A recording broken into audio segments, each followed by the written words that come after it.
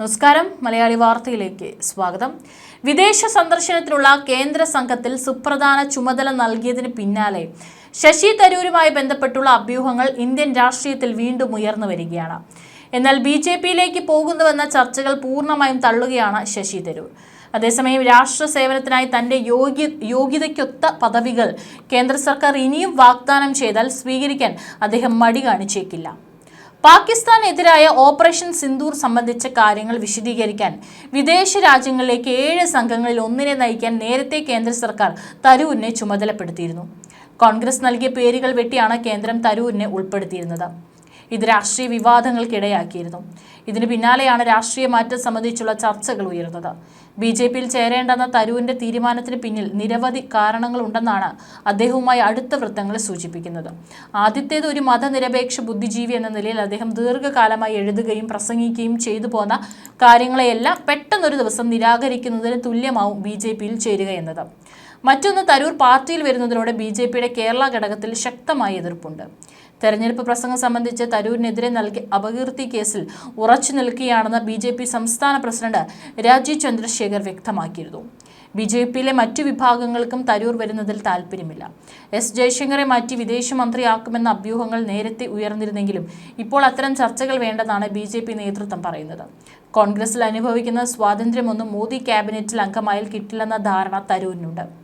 ഇതിനിടെ പാർട്ടിയിൽ അതൃപ്തിക്കിടെ ചില AICC നേതാക്കൾ തരൂരിനെ വിളിച്ച് സംസാരിച്ചതായും വിവരമുണ്ട്. രാഷ്ട്രത്തെ സേവിക്കാൻ രാഷ്ട്രീയം നോക്കില്ലെന്ന് ഇതിനകം വ്യക്തമാക്കിയ തരൂർ ചില പദവികൾ ലക്ഷ്യമിടുന്നതായും അഭ്യൂഹങ്ങൾ ഉയരുന്നുണ്ട്. ജഗദീപ് ധൻഖറിന്റെ കാലാവധി 2027 അവസാനിക്കാനിരിക്കെ ഉപരാഷ്ട്രപതി കസേരയിലും അദ്ദേഹത്തിന് നോട്ടമുണ്ടാകാമെന്നാണ് ചില രാഷ്ട്രീയ നിരീക്ഷകരുടെ ഭാഷ്യം. അങ്ങനെ എന്തെങ്കിലും പദവി സ്വീകരിച്ച് തരൂർ രാഷ്ട്രീയം വിടുന്നത് കോൺഗ്രസ് നേതൃത്വത്തിനും ആശ്വാസമാവും. സമീപകാലത്ത് നിരവധി തവണ തരൂർ പാർട്ടി ലൈനിന് വിരുദ്ധമായി സംസാരിച്ചിരുന്നു.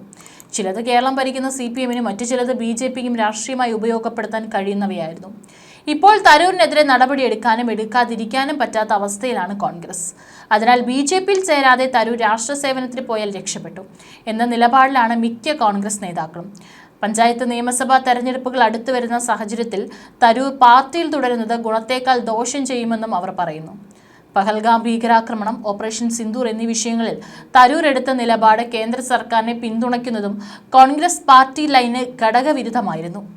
പിന്നീട് പാകിസ്ഥാൻ സ്പോൺസർ ചെയ്യുന്ന ഭീകരതയെക്കുറിച്ച് ലോകരാജ്യങ്ങളെ ബോധ്യപ്പെടുത്താൻ കേന്ദ്രം രൂപീകരിച്ച ബഹുകക്ഷി പ്രതിനിധി സംഘത്തിൽ ഒന്നിന്റെ ഭാഗമാകാൻ ക്ഷണിച്ചപ്പോൾ ശശി തരൂർ ഉടനടി സമ്മതം മൂളുകയായിരുന്നു. മാത്രമല്ല, തരൂരിനെ ഒഴിവാക്കി പാർട്ടി നൽകിയ ലിസ്റ്റ് കേന്ദ്രം അവഗണിക്കുകയും ചെയ്തു. പാകിസ്ഥാനെതിരായ അമേരിക്കൻ ദൗത്യം വിജയിച്ച ശേഷം തിരുവനന്തപുരം MP ശശി തരൂർ നിർണായകമായ രാഷ്ട്രീയ തീരുമാനങ്ങൾ എടുക്കാൻ സാധ്യതയുണ്ട്.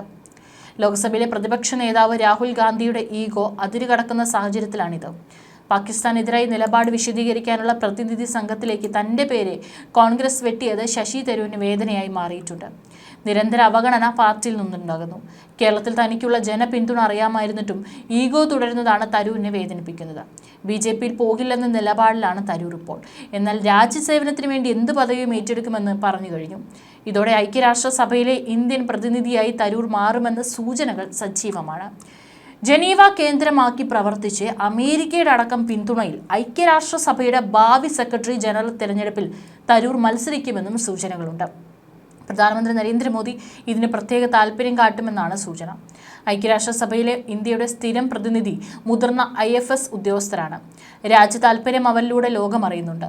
എന്നാൽ പാകിസ്ഥാനുമായുള്ള നയതന്ത്ര പോരിൽ ശശി തരൂരിനെ പോലൊരു നേതാവിനെ ഐക്യരാഷ്ട്രസഭയിൽ നിയോഗിക്കാൻ മോദിക്ക് താല്പര്യമുണ്ടാവും. ഇതിലൂടെ കൂടുതൽ ഉച്ചത്തിൽ ഇന്ത്യൻ ശബ്ദം UN-ൽ മുഴങ്ങും. ഐക്യരാഷ്ട്രസഭയുടെ മുൻ അണ്ടർ സെക്രട്ടറി കൂടിയായ തരൂരിന് മികച്ച വിദേശ ബന്ധങ്ങളുമുണ്ട്. ഇതെല്ലാം രാജ്യത്തിന് അനുകൂലമാക്കാനാണ് നീക്കം. ഇതിനൊപ്പം മറ്റു ചില പദ്ധതികളും തരൂരിനുണ്ട്. കേരളത്തിൽ കേന്ദ്രീകരിച്ച് സ്വതന്ത്ര രാഷ്ട്രീയ പ്രവർത്തനമാണ് മനസ്സിലെ ലക്ഷ്യം. വികസനത്തിലൂന്നിയുള്ള നിലപാട് വിശദീകരണത്തിലൂടെ കേരളത്തിൽ നിറയുകയാണ് ലക്ഷ്യം. കോൺഗ്രസ് പ്രവർത്തക സമിതി അംഗമായിട്ടും കേരളത്തിലെ കോൺഗ്രസിലും ആരും തരൂരിനെ മുഖവിലേക്ക് എടുക്കുന്നില്ല. ഒന്നുകൂടി ആലോചിക്കാറുമില്ല. പുതിയ KPCC അധ്യക്ഷനെ തെരഞ്ഞെടുക്കുന്നതിൽ പോലും അഭിപ്രായം തേടിയില്ല. ഉയർത്തിക്കാട്ടിയാൽ തരൂർ മുഖ്യമന്ത്രിയായി മാറുമോ എന്ന ആശങ്കയാണ് ഇതിന് കാരണം. ഈ സാഹചര്യത്തിലാണ് തരൂർ മറുവഴികൾ ആലോചിക്കുന്നത്. പാകിസ്ഥാൻ വിഷയത്തിലെ ഭിന്നതകൾ കാരണം കോൺഗ്രസ് ലീഗോ ശക്തമാണ്. തനിക്കെതിരെ കോൺഗ്രസ് ഹൈക്കമാൻഡ് നടപടിയെടുക്കുമെന്നാണ് തരൂരിന്റെ പ്രതീക്ഷ. അതിനുശേഷമാകും രാഷ്ട്രീയത്തിലെ ഭാവി കാര്യങ്ങളിൽ പ്രഖ്യാപനം നടത്തുക. കേരളത്തിലെ മുസ്ലിം ലീഗ് അടക്കം തരൂരിനെ പ്രതീക്ഷയായി കാണുന്നുണ്ട്. ഇതെല്ലാം കോൺഗ്രസിലെ ചില നേതാക്കളെ അസ്വസ്ഥതപ്പെടുത്തുന്നുണ്ട്. അതിനിടെ തരൂരിന് അമേരിക്കയിൽ ഇന്ത്യയുടെ സ്ഥാനപതി അടക്കമുള്ള പദവികൾ കേന്ദ്ര സർക്കാർ നൽകാൻ തയ്യാറാണെന്നും സൂചനകളുണ്ട്. ഭാവി രാഷ്ട്രപതി, ഉപരാഷ്ട്രപതി പദവികളിലേക്കും പരിഗണിച്ചേക്കാം.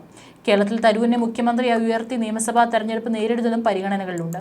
എന്നാൽ BJP പാളയത്തിലേക്ക് പോയാൽ ആഗോളതലത്തിൽ ഉയർത്തിപ്പിടിക്കുന്ന തന്റെ മതേതര മുഖത്തിന് എന്ത് സംഭവിക്കുമെന്ന ആശങ്ക തരൂരിനുണ്ടെന്നാണ് റിപ്പോർട്ട്. അതുകൊണ്ടാണ് BJPയിൽ പോകാതെയുള്ള മറ്റ് രാഷ്ട്രീയ വഴികളും സാധ്യതകളും തരൂർ നോക്കുന്നത്. ഐക്യരാഷ്ട്രസഭയുടെ സെക്രട്ടറി ജനറൽ ആകാൻ തനിക്ക് ഇപ്പോഴും സാധ്യതയുണ്ടെന്ന് തരൂരിനറിയാം. അതുകൊണ്ട് തന്നെ രാഷ്ട്രീയത്തിനപ്പുറം നയതന്ത്ര മികവിലൂടെ രാജ്യ താൽപര്യം ഉയർത്തിപ്പിടിക്കാനാണ് തരൂരിന് ആഗ്രഹം. യുദ്ധമോ യുദ്ധസമാന സാഹചര്യങ്ങളോ ഉണ്ടായാൽ കേന്ദ്ര സർക്കാരിനൊപ്പം ഇനിയും അടിയുറച്ചു നിൽക്കും. അതിന്റെ പേരിൽ കോൺഗ്രസിന് എന്ത് നടപടി എടുക്കാമെന്നതാണ് തരൂരിന്റെ പക്ഷം. തിരുവനന്തപുരം ലോക്സഭയിൽ നിന്നും 5ാമതൊരു മത്സരത്തിനില്ലെന്ന് തരൂർ പ്രഖ്യാപിച്ചതുമാണ്. അതുകൊണ്ട് തന്നെ ഇനി ലോക്സഭാ മത്സരത്തിന് തരൂർ ഉണ്ടാകില്ല. ഐക്യരാഷ്ട്രസഭ പ്രതിനിധിയായി പോകേണ്ട സാഹചര്യം വന്നാൽ MP സ്ഥാനം തരൂർ രാജിവെക്കും. MP സ്ഥാനം നിലനിർത്തി ആ പദവിയിൽ തുടരാനാകുമെങ്കിൽ അങ്ങനെയും ചെയ്തേക്കും. BJPയിലേക്ക് തരൂർ എത്തിയാൽ MP പദവി രാജി ഉറപ്പ്. അങ്ങനെ വന്നാൽ BJPയുടെ കേരളത്തിലെ മുഖമായി തരൂർ മാറും. RSSനോടും തരൂരിനോട് എതിർപ്പില്ല. MP സ്ഥാനം രാജിവെച്ചാൽ തിരുവനന്തപുരത്ത് നിന്ന് പകരം രാജീവ് ചന്ദ്രശേഖർ മത്സരിക്കും. ജയിച്ചാൽ രാജീവ് കേന്ദ്രമന്ത്രിയാകും. ഇതെല്ലാമാണ് തരൂർ BJPയിൽ എത്തിയാൽ സംഭവിക്കുക. പഹൽഗാം ഭീകരാക്രമണത്തിന്റെയും ഓപ്പറേഷൻ സിന്ധുവിന്റെയും പശ്ചാത്തലത്തിൽ ഇന്ത്യൻ നിലപാട് വ്യക്തമാക്കാൻ വിദേശ രാജ്യങ്ങളെ സന്ദർശിക്കാനുള്ള പ്രതിനിധി സംഘത്തിലേക്ക് കോൺഗ്രസ് നൽകിയ പട്ടികയിൽ പേരില്ലാത്ത ശശി തരൂരിനെ നിയോഗിച്ച സർക്കാർ നടപടിയും പ്രതിനിധി സംഘത്തെ നയിക്കാനുള്ള തരൂരിന്റെ തീരുമാനവും സംബന്ധിച്ച് കോൺഗ്രസിനുള്ളിൽ ഉരുത്തിരിഞ്ഞ അസ്വസ്ഥത മൂർച്ഛിക്കുന്നു. ഇന്ത്യ സഖ്യത്തിലെ ഘടകകക്ഷികളും ഇതിനെ ചൊല്ലി അതൃപ്തി പുകയുകയാണ്. BJP സർക്കാരിന്റെ സമ്മർദ്ദത്തിനും തരൂരിന്റെ കർശന നിലപാടിന് മുന്നിൽ ഒടുവിൽ ഹൈക്കമാൻഡ് വഴങ്ങിയെങ്കിലും വിഷയത്തിൽ പാർട്ടി പോംവഴികൾ തേടുന്നുണ്ടെന്ന് കോൺഗ്രസ് വൃത്തങ്ങൾ പറയുന്നു. പ്രതിനിധി സംഘത്തിലേക്ക് ശശി തരൂരിനെ ഉൾപ്പെടുത്തിയത് മാത്രമല്ല, കോൺഗ്രസ് നൽകിയ പട്ടികയിലെ 4ൽ 3 പേരെയും ഒഴിവാക്കിയ സർക്കാരിന്റെ നടപടി രാഹുൽ ഗാന്ധിക്കും കോൺഗ്രസ് നേതൃത്വത്തിനും വലിയ ക്ഷീണമായി എന്നാണ് കോൺഗ്രസ് പറയുന്നത്. പാർലമെന്റിന്റെ വിദേശകാര്യ സ്റ്റാൻഡിംഗ് കമ്മിറ്റി ചെയർമാൻ സ്ഥാനത്ത് നിന്ന് തരൂരിനെ പിൻവലിക്കാൻ കോൺഗ്രസ് തീരുമാനിച്ചേക്കുമെന്നും സൂചനയുണ്ട്. നടപടിക്രമം അനുസരിച്ച് ഒരു പാർട്ടിക്ക് നിലവിൽ ആ സ്ഥാനത്തുള്ള MPയെ മാറ്റി മറ്റൊരാളെ നാമനിർദ്ദേശം ചെയ്യാം, അല്ലെങ്കിൽ MPയോട് രാജിവെക്കാൻ ആവശ്യപ്പെടാം. ഇതിലേതെങ്കിലും ഒന്ന് ചെയ്തേക്കുമെന്നാണ് ഹൈക്കമാൻഡുമായി അടുപ്പമുള്ള വൃത്തങ്ങൾ നൽകുന്ന സൂചന. വിദേശകാര്യ സ്റ്റാൻഡിംഗ് കമ്മിറ്റി അധ്യക്ഷ സ്ഥാനത്ത് നിന്ന് തരൂരിനെ നീക്കാനുള്ള ശ്രമം വേഗത്തിൽ വിജയിക്കാനുള്ള സാധ്യതയില്ല.